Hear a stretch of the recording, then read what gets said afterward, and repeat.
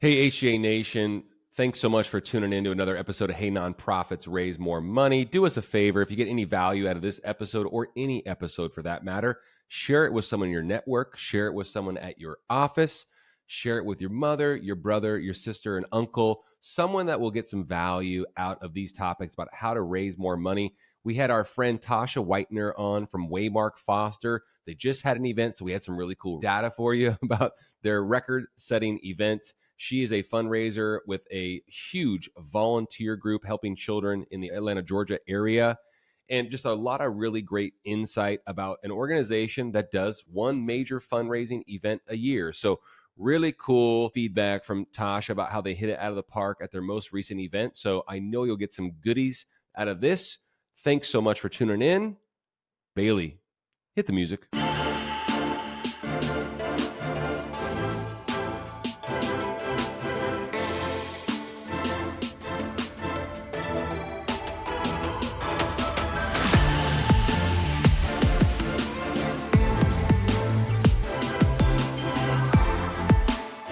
Hey, so Tasha, thanks so much for joining us. Really appreciate it. I just mentioned to you that it's really cool that we're having this conversation because there's some recency bias because you just had a really great event.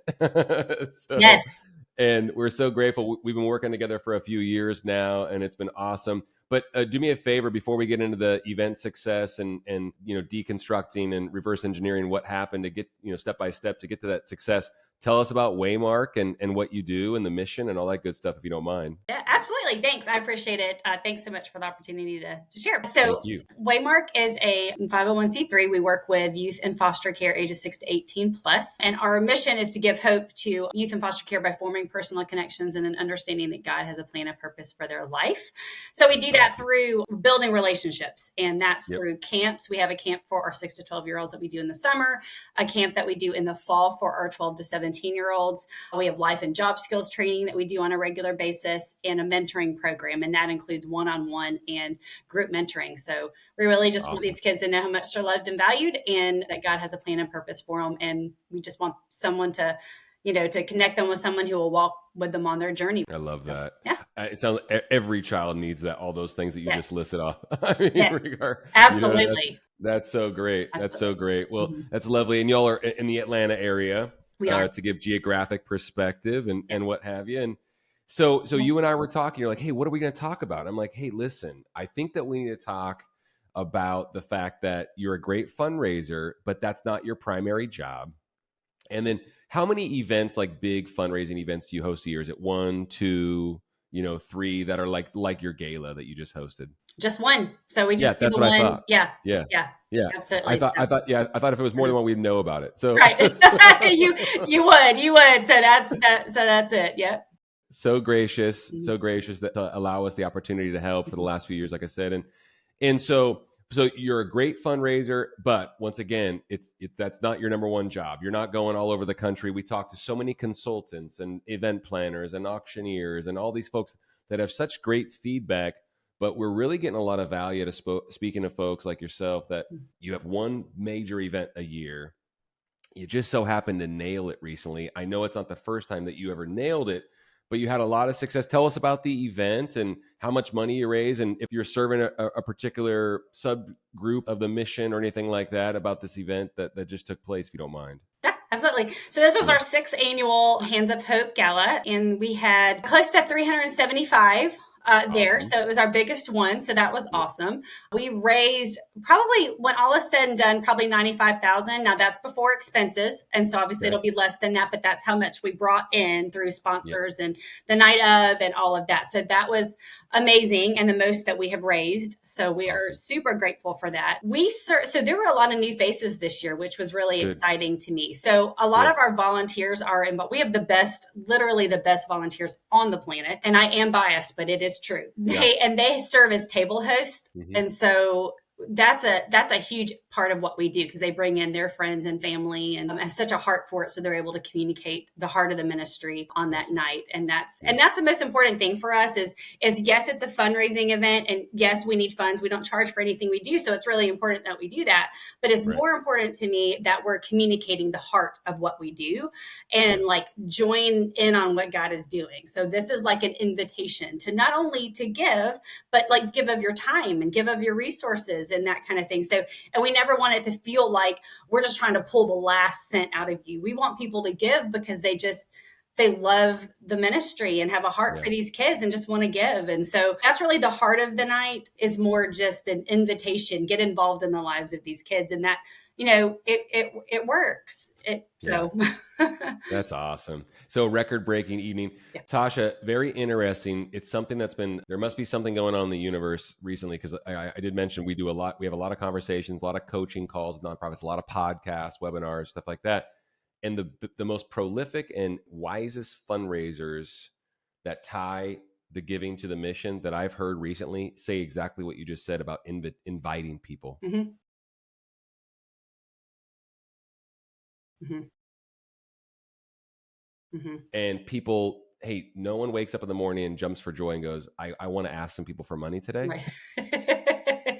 But looking at it from that perspective can be such a shift for folks from a mindset perspective when it comes to we're inviting folks to participate and to give because of this.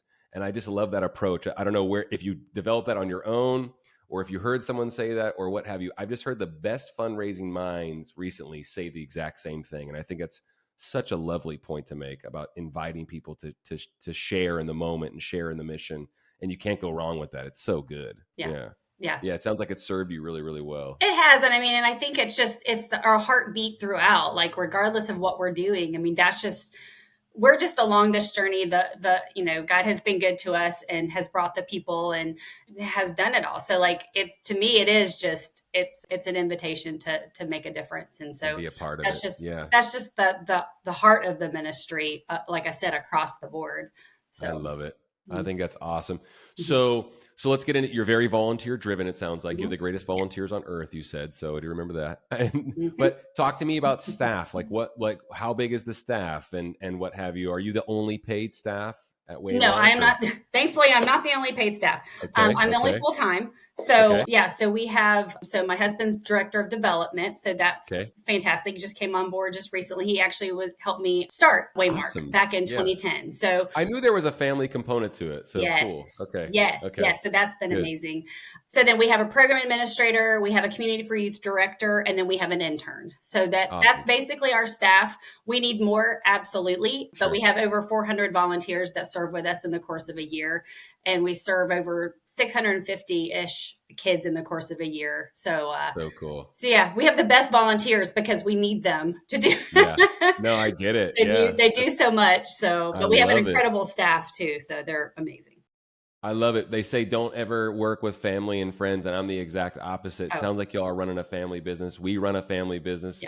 Our first employee was my sister. And then, you've spoken to Jason, my partner. He's my best friend. His daughter, son. Yeah, we're all connected. We have like 0 to 1 degree of separation with all of us, and we've grown to 20. So it's like, I love that. Well, what I love too is like that's what's happened with our like volunteer team too, is that we have like families. So it's inevitable, like entire families serve with us. So like the parents and the kids, and then it's definitely a family affair, and that's a cool thing. I love it. That is absolutely the best possible, best case scenario, best possible outcome. Is to make it family driven like that. I think that's so great. And the children win, but all the families win too. That's awesome. Absolutely. Hey, let's talk about the event. So you just had this really successful event. We had some items sell really, really well. Obviously there was a big appetite. Do me a favor though. We don't have to get into the weeds about the items unless you want to or anything like that. But I know like there was an international item, the Dublin trip you said was a real hit and all that good stuff. But you've been doing this now for a number of years. Can you give the listener some perspective on what you've seen about the donor landscape changing, or maybe what folks want to see at events, or, okay, this is absolutely, we're not doing this anymore moving forward, or kind of give me some, some aha things that have been really obvious that have helped you with the success? That's a good question. Thank you. That's why I'm here. That's why I'm I here. know. Wow, that's a good one.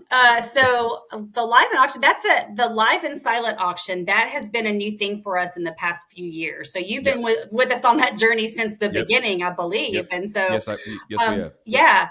So the whole consignment thing, all that was new to us. But we've found, and every year I'm like, okay, do we want to keep doing this? Like, is it overwhelmingly people are like, it is so much fun. We love it. And It's fun. clearly it's effective. I mean, I think we sold 4 of the Dublin trips and then multiple of the Caribbean and a Puerto Vallarta. I don't know if I ever say that correctly. Yeah. But, and that's each year that happens. And so obviously it's something that draws people, also creates some excitement. Because if you think about the topic that we're dealing with is it's a heavy topic when we're talking about kids who have experienced abuse and trauma and all of those things. So it brings a bit of levity to the night.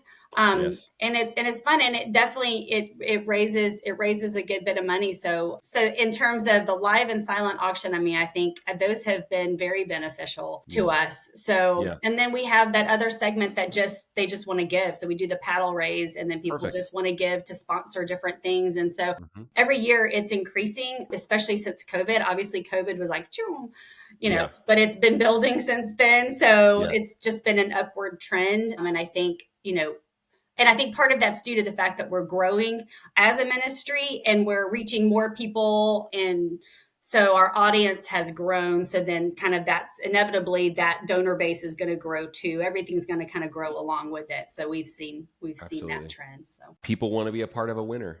Yeah, I mean, to say it plainly, they want to be involved in something that's successful. When they see the impact. Yeah, when they see that, 130, children and teens are being mentored on a weekly, biweekly basis. I mean, that right there is that's life-changing stuff. So it's like massive. People want to be a part of that. And so it's awesome. I love that. And you've invited them to do so. Well, you said you saw a lot of new people, a 375 person event. You said you saw a lot of new people at the event. So speak to the audience a little bit about how obviously the work that you're doing is so impactful, hits people in the heart right away. If you have children, if you were a foster child yourself, or any connection emotionally or what have you, or personally, regardless of all that, I mean, folks, want to get involved. You said that you have so many new faces and what have you.